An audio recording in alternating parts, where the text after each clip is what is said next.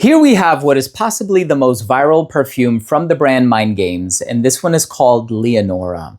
Now, of course, there is so much love and so much praise for queening, and I get it. Like, it's such a beautiful vanilla with the cotton flower and the orris. It's a little powdery, but it's a very clean vanilla, not super gourmand either. And I personally have loved for a couple of years Blockade.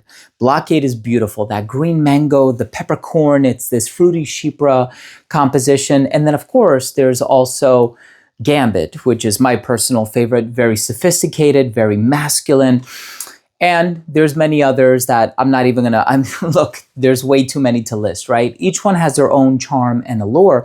But here we're talking about Leonora. And if you take a look at the label, it says passion fruit and freesia. So those are the two predominant notes. I get a lot more, right? So there's passion fruit, there's freesia. I'm also getting apricot. I'm getting the osmanthus. I'm getting the tonka. I'm getting the sandalwood.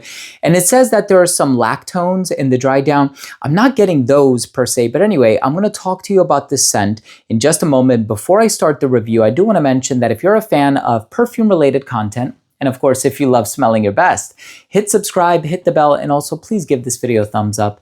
It would really mean a lot to me, and it helps with the algorithm. It pushes it out to more people so that I can share my passion with perfumes with more people. Now, of course, I also do have my own code, which is not an affiliate code, and this is not a sponsored video, but I do have a code special for the Redolescence family. I believe it's Red 10 or Red 15. Anyway, I'm gonna drop it down below in the description box. So if you go to the official website, which is Mind Games Fragrance or mindgamesfragrances.com, I forget if it's singular or plural, but I'm gonna drop the correct link down below in the description box. You can get a discount from the official website. So you don't have to pay full price.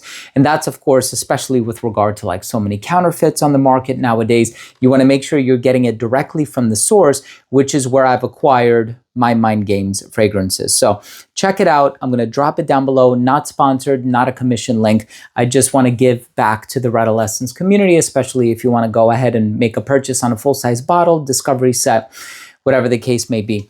Leonora. Now, by the way, love the magnetic caps, and they go on the bottle very comfortably. And this one, and very securely, I should say. Ooh, that apricot is so rich in the opening. And wait until the dry down. That's when the tonka bean and the sandalwood come out. But in the opening, what you're gonna get mostly is freesia, osmanthus, and apricot. I know here it also says passion fruit. And here's the thing. In my experience, passion fruit can be quite sweet. And I have seen so many perfumers and perfumes take it in such a tropical direction, often combined with coconut or coconut milk or pineapple or guava or just something else that also leans in that tropical direction. And you're not going to get that from this fragrance. For me, at least, it does not smell tropical. It doesn't have that saccharine quality that a lot of other passion fruit dominant perfumes tend to have. And that could be a good thing or a bad thing for you. It depends on your personal taste. It's all subjective. But the passion fruit in here is quite unsweetened.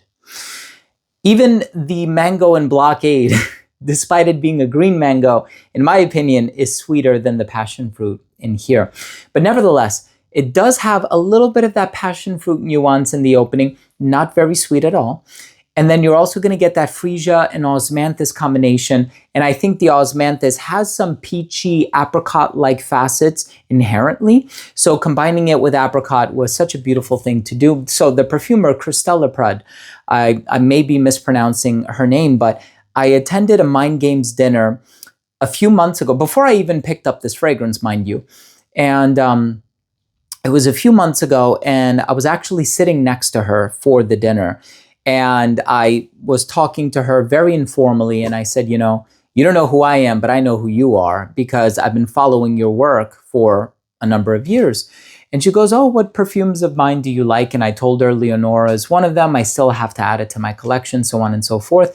And we were having just a very honest conversation. And I asked her, I said, why do you think Mind Games works as a brand? You know, because so many brands put out so many incredible fragrances. Sorry for going on this, segueing off the path. But she says, I think they work, or I know they work, because they have the narrative, they have the presentation, they have the concept, the names, just everything about the brand is so perfectly and beautifully executed.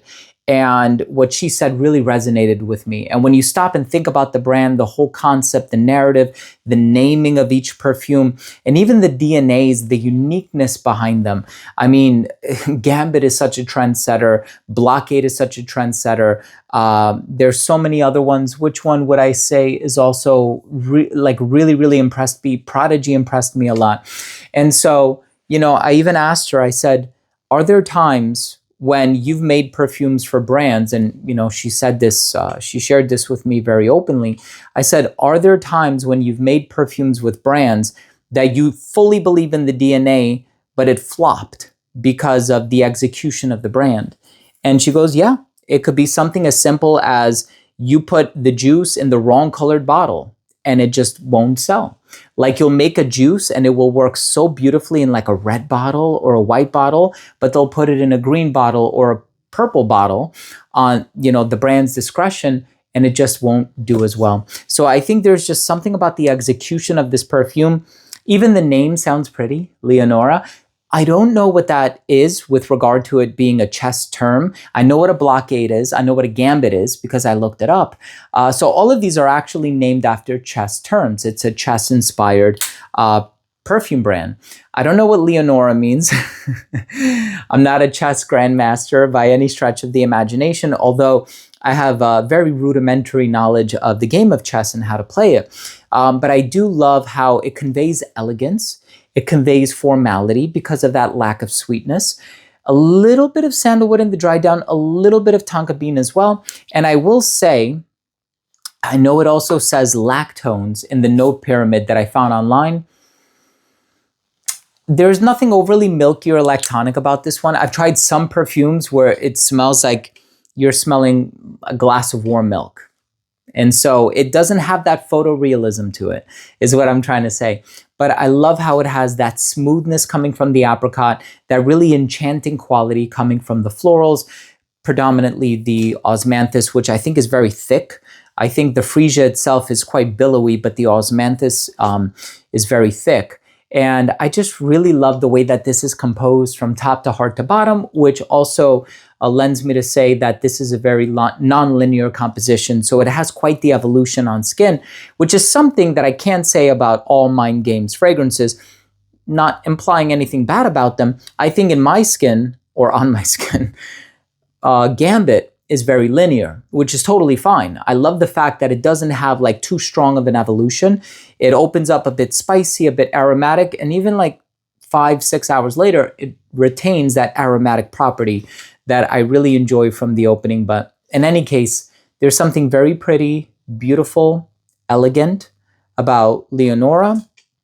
I think Prodigy is very daring, very confident, even sensual at times. I think Blockade is just very fun, upbeat, lighthearted, but also professional. Gambit is a bit more stoic, and I think that's the reason why I love that one so much.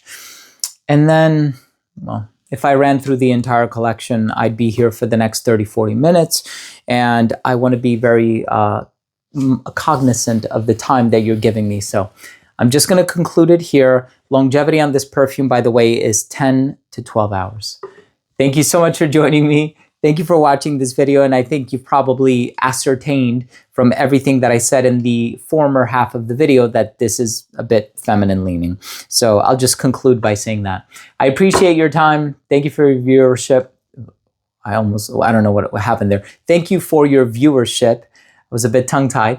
I really hope you took something of value from today's episode. And of course, if you did, I would really appreciate it if you would consider supporting the channel by clicking subscribe, hitting the bell, and also giving this video a thumbs up. It would really mean a lot to me. Thank you so much for everything. Really means a lot. Thanks again for watching. Love you guys. We'll see you tomorrow with a new episode.